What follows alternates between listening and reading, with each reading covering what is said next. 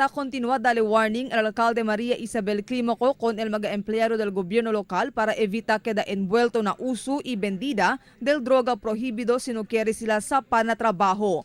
Asegun con el alcalde, el mga empleyado del gobierno local quien sale positivo na uso de droga prohibido, tiene que hay enfrenta caso administrativo que puede quedar ground para suspende y quita kanila na trabajo. Estipuló según este na artículo 282 del Labor Code y na Civil Service Law. Pero todo según este tiene que hay sige na due process of law.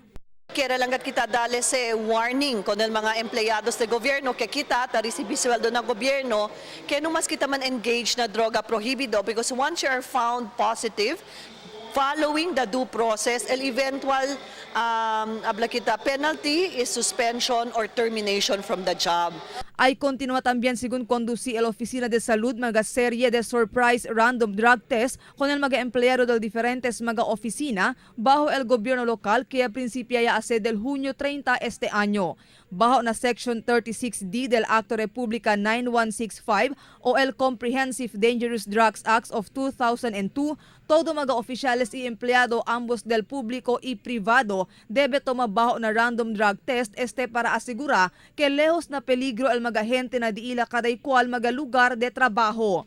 Tasagat kita sa warning ko ng mga empleyado sa gobyerno, particularmente aquel taskapa na drug testing, no? Ay manpas kita sa due process, quiere kita que mga empleyo di ato na gobyerno que queda envuelto na droga prohibido. Si vosotros quiere man surrender, habla ustedes con Dr. Arbulos para puede kami darle rehabilitation, pero si vosotros taskapa na drug testing and once found positive, then you will be charged accordingly and you will pass due process. Cita acorda sa del mga empleyado del gobierno local el ya sale positivo na droga prohibido durante el random drug test kaya conduci na City Hall del junio 30 este año.